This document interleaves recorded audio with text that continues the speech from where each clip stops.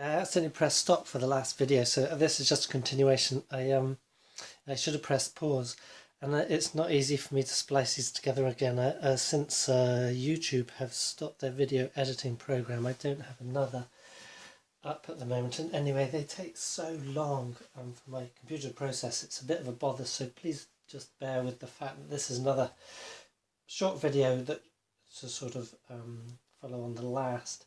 So yes, the victory conditions. So both sides wanted to retain high or average morale, control at least 10 industrial or petroleum hexes of the enemy alliance, and for at least two, well, in case both Germany and Austria-Hungary are to surrender, or for the Central Powers, for Britain, France or Russia, any two of those to surrender.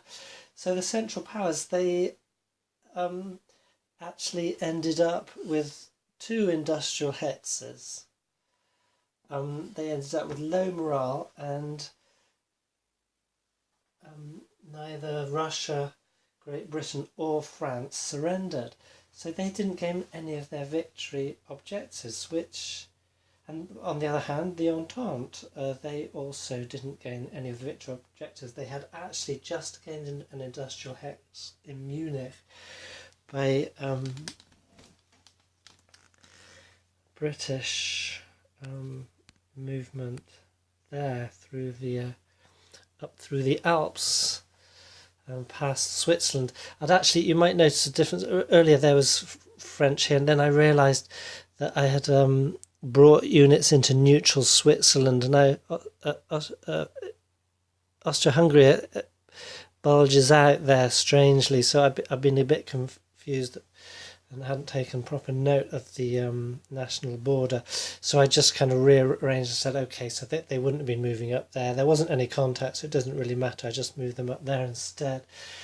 And it's a shame because we're just getting to an exciting point. Essentially, this hex was taken due to a successful poison gas attack and then strategic bombing. And both of those unentrenched...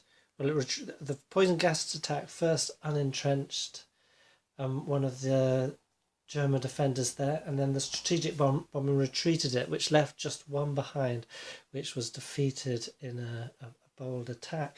So we were just getting to that point. We had some of it up on the East Front with the shock troops here being able to sort of move through enemy zones of control, 1 hex at a time. They were getting interesting movements, and the bombers had just come in, so these combined warfare tactics were beginning to mean that the sort of static fronts that we were having, at least here in the West, would be obviated. And it ended before that, so it ended at the end of spring 1917, and essentially I think the conclusion I would take from that was that it ended in war weariness for both sides. So effectively the Entente withdrew from the war. Mutinies in major capitals, one being suppressed in France, and then their minor allies ending in nationalist revolutions and other political troubles, meant that they just didn't, the political, although the military planners would have said, "We go for it. We're good to go. We've got this now." The political planner said, "No, that's it. The end of the war. Our nation has had enough." And then Germany, thankfully, breathed a sigh of relief and said, "Well, yeah, actually, we were pretty much on the rocks as well. I don't know how much further we would have gone on." So then the only question is, what would be the settlement at the end of the war? I guess there would be some kind of negotiation whereby Munich would be returned to Germany. So then Russia would get back some of its territory, but Germany had taken such a huge swathe, essentially the Baltic provinces, almost all the way up to Finland. So I guess they would be given a massively extended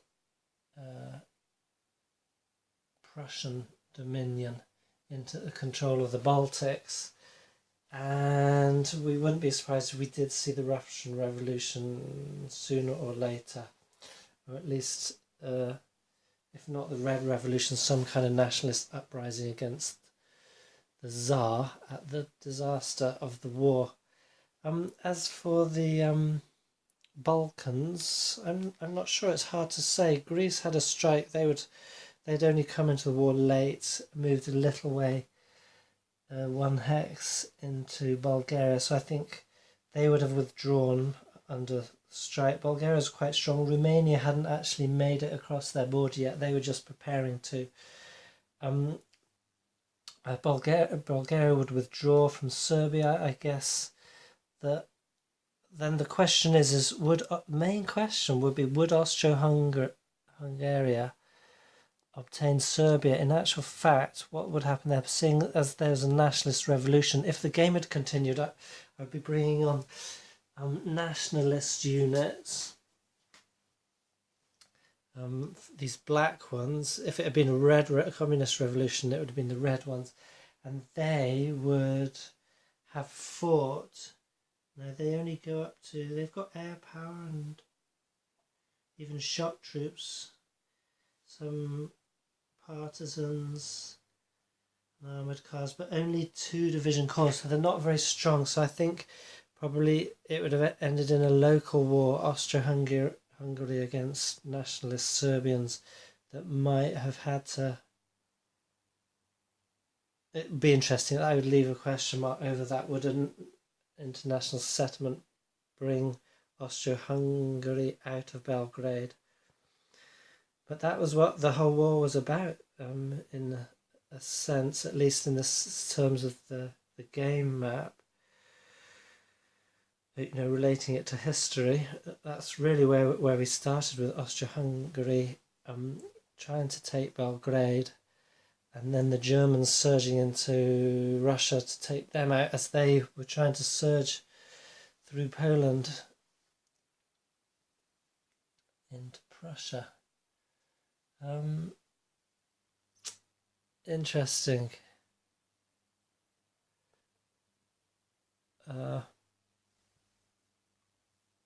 I don't know. I would surmise that the nationalists would have to contend themselves with Niš, near the Bulgarian border, as their capital. They surely wouldn't be able to hold out against Austro-Hungary, especially if supported by the Germany, seeing as the other powers are out of the war. And perhaps even Serbia would be completely taken over by the Central Powers if we had continued that. Yeah, thinking about it. Well, it's all speculation, but anyway, that is the end of the game, and I think what I'm going to do is give a kind of like not a review as in the regular sense, but a review as in a review of my experience of the game. So it's not going to be kind of like a comprehensive review of this as a game in comparison to other games and so forth like that, but just a review from my play of the whole campaign game, and with a view to my previous play of the Eastern Front campaign game. So what was the game experience like? The highs and the lows, good bits and bad bits, and I'll do that in another video. So that's it. You can see I started writing notes to remind myself, because I did forget lots of things. But anyway, I think I'll go into that in the review. I think the summary of it is that it was great fun, but it was really beginning to tax me as a solo player, because of all the different nations. And although the production mobilization phase was great fun, getting your money and spending it, it started being a bit taxing, because once a lot of miners had come in, so there was Germany, Austria-Hungary, Bulgaria, although they hardly had anything, the Ottoman Empire and the Central Powers. And the Entente had England, France, Russia, Romania, Greece, Serbia and Italy. And I was just preparing for the United States, but they never came in. So you can imagine that took at least an hour at the end of each season, i.e. turn. And I played out I played out 12 seasons my game lasted, so 3 years. And yeah, so it was great fun, but very taxing as a solo player because there's so much going on. My I'll save it. I'll put it in the review anyway. But in case you don't get to that, I think my conclusion would be it'd take a while before I get back to this whole thing alone. I'd love to play it against somebody else, so I'm only dealing with one side. Playing solo, I think I'd concentrate on a front at a time.